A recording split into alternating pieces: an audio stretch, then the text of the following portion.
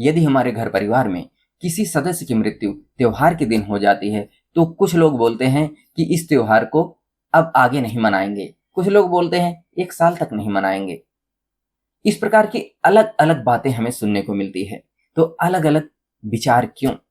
तो आज इसी पर मैं चर्चा करूंगा। तो मैं डॉक्टर दामोदर सेवकदास आपका इस चैनल में हार्दिक स्वागत करता हूं। तो यदि मैं आपसे पूछूं कि मुझे दिल्ली से मुंबई जाना है तो मेरे पास क्या क्या विकल्प होंगे? या तो मैं ट्रेन से जाऊं, बस से जाऊं या तो प्लेन से जाऊं कि नहीं? तो मान लीजिए मैं ट्रेन से जाने का निर्णय लेता हूं, तो उसके लिए मुझे क्या करना होगा? एक टिकट लेना होगा और जिस दिन मेरी यात्रा होगी मैं रेलवे स्टेशन पर जाऊंगा। तो बताइए, वहां पर एक ट्रेन होगी जो मुझे मुंबई लेके जाएगी या बहुत सारी ट्रेनें हो सकती हैं? बहुत सारी हो सकती हैं। अब बताइए, यात्री भी तो बहुत होंगे कि नहीं? जिसे उड़ीसा जाना होगा वो उड़ीसा वाली ट्रेन पकड़ेगा, जिसे मुंबई जाना होगा वो मुंबई वाली ट्रेन में जाएगा, जिसे कलकत्ता जाना होगा वो कलकत्ता वाली ट्रेन में जाएगा। और मुझे मेरा जिस ट्रेन से टिकट होगा उस ट्रेन में मैं जाऊंगा कि नहीं? और जिस ट्रेन में मेरा टिकट होगा उसके टाइम टेबल के हिसाब से ही मुझे अपनी यात्रा को मैनेज करना होगा कि नहीं? यदि अब इसमें कहे कि ये सही वो सही, कौन सा व्यक्ति सही? सारे लोग सही हैं, क्योंकि जिसको जहां जाना है वो अपनी अपनी ट्रेन को पकड़ेगा और वहां जाएगा कि नहीं? और उस ट्रेन के जो विधि विधान, जो चलने का टाइम टेबल होगा उसके हिसाब से ही वो आगे पहुंचेगा, अपनी यात्रा को मैनेज करेगा कि नहीं? बस ऐसा ही हमारे सनातन धर्म में भी देखने को मिलता है, क्योंकि बहुत सारे लोग हैं, बहुत सारे लोगों की अलग अलग इच्छाएं हैं।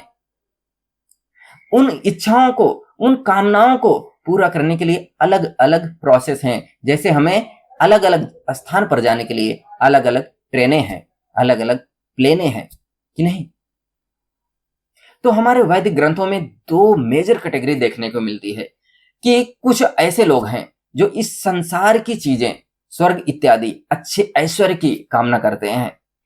जैसा कि भगवत गीता के दूसरे अध्याय के 42वें और 43वें श्लोक में हमें मिलता है, यामिमां पुष्पितां वाचं प्रवदन्त विपश्चितः वेदवादरताः पार्थ नान्यदस्तीति वादिनः कामात्मानः स्वर्गपरा जन्म कर्म फल प्रदाम क्रिया विशेष बहुलाम भोगैश्वर्य गतिम प्रति। किसके लिए काम करते हैं? भोगैश्वर्य गतिम प्रति। भोग यानी भौतिक एंजॉयमेंट, मटेरियल एंजॉयमेंट, ऐश्वर्य मटेरियल ऑपुलेंस के लिए। और ये सब बातें कहां पर मिलती हैं? यामिमाम पुष्पिताम वाचम, वेदों की फ्लावरी लैंग्वेजेज में पुष्प जैसी वाणियां हैं, पुष्प जैसे छंद हैं। पुष्प किसे नहीं पसंद है? गुलाब का फूल लीजिए, ये सुगंध मिलेगा। चमेली का फूल इतना सुंदर सुगंध देगा। तो भैया, जिसको स्वर्ग चाहिए ये कर्म कर लो, स्वर्ग चले जाओगे। ये कर्म कर लो, आपको बहुत बड़ा ऐश्वर्य मिल जाएगा। तो इस प्रकार से कई प्रकार की विधियां हैं। और वहीं पर कुछ लोग कहते हैं कि अगर हम स्वर्ग जाएंगे तो स्वर्ग से भी तो नीचे आना पड़ता है ना। क्यों? क्षीणे पुण्य मर्त्यलोकम विशन्ति, कि हमारा पुण्य का जो बैलेंस है, हमने पुण्य जो कमाया है, जब वो पुण्य खत्म हो जाता है स्वर्ग से हमें नीचे आना पड़ता है। तो फायदा ही क्या हुआ कि नहीं? तो इसीलिए तो हम कभी कभी सुनते हैं कि देवता लोग भी स्वर्ग से भारत भूमि पर जन्म लेने के लिए तरसते हैं कि नहीं? क्योंकि यहां पर ही हम अच्छे कर्म कर सकते हैं। अब उन कर्मों से चाहे तो हम स्वर्ग जाएं या चाहे उससे परे भी जा सकते हैं। तो इसलिए दूसरी कैटेगरी के लोग कहते हैं कि हमें कुछ ऐसा करना है जिससे हम जन्म, मृत्यु, जरा, व्याधि, दुख, दोषानुदर्शनम, इनसे परे जा सकें। तो वो शास्त्रों में देखते हैं इससे परे की भी कोई बात है क्या? तब शास्त्र बोलता है यस, हमारे पास इससे परे की भी चीज है। वो क्या है? वैकुंठ जाओ, भगवत धाम जाओ, भगवत प्राप्ति करो। तो जो लोग भगवत प्राप्ति करना चाहते हैं, भगवत धाम तक जाना चाहते हैं, उनके लिए अलग विधियां हैं। और जो लोग स्वर्ग जाना चाहते हैं, अच्छा भौतिक भोग चाहते हैं, उनके लिए अलग विधियां हैं। जैसे अलग अलग ट्रेनें हैं हमारी। तो हम अगर भगवत धाम जाने वाले रास्ते पर चलते हैं तो हमें कुछ अलग नियम पालन करने पड़ते हैं, और स्वर्ग इत्यादि यानी कर्म कांड की विधि विधान का पालन करते हैं तो वहां पर अलग। तो भक्ति वाली जो विधि है, इसमें अगर किसी की मृत्यु त्योहार वाले दिन हो जाती है तो ऐसा नहीं है कि उस त्योहार को हम आगे नहीं मना सकते हैं। हमें कष्ट तो होता है कि हमारे नियर एंड डियर वन उस दिन चले गए याद आती है, तो उनकी याद में उस पुण्य तिथि पर हम क्या करते हैं, उनके नाम पर कुछ गीता पाठ किया, भागवत कथा की, या भगवान का हरिनाम संकीर्तन कराया और महाप्रसाद भगवान को भोग लगाकर महाप्रसाद जन वितरण किया, लोगों में बांटा। इस तरीके से बहुत सारे कार्य उस आत्मा की आध्यात्मिक उन्नति के लिए हम करते हैं।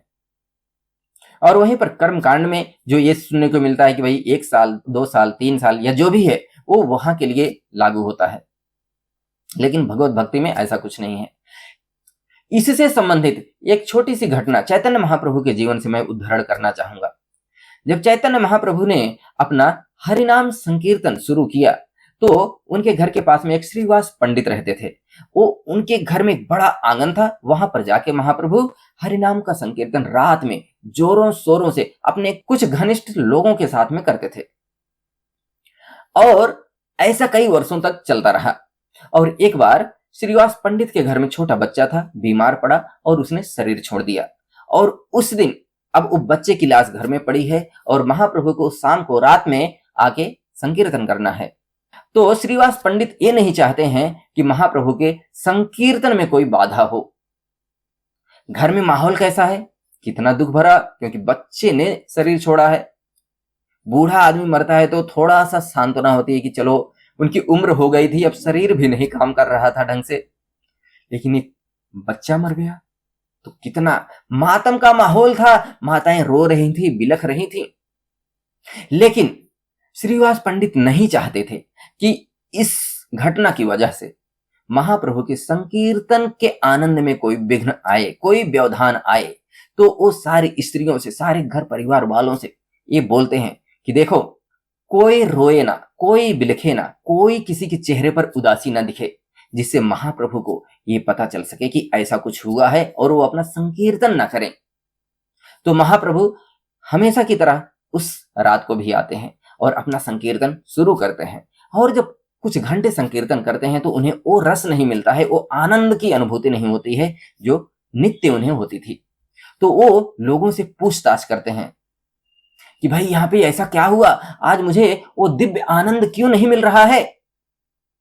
तब उनको पता चलता है ऐसी ऐसी घटना हुई।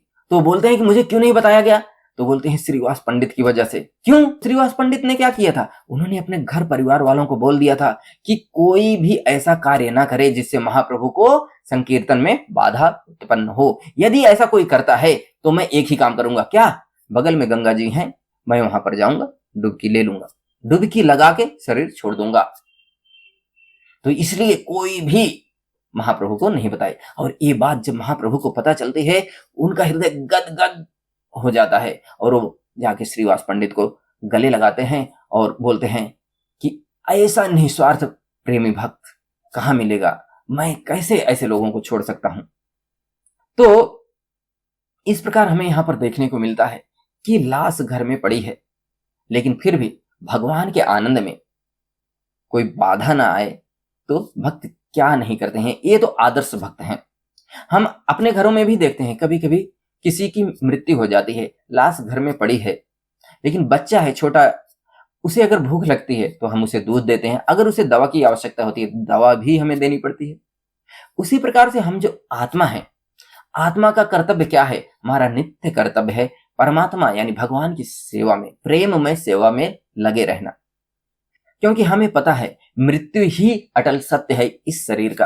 अगर इस शरीर का जन्म हुआ है तो ये शरीर हमें छोड़ना ही पड़ेगा। अब वो चाहे त्योहार का दिन हो या साधारण दिन होगा।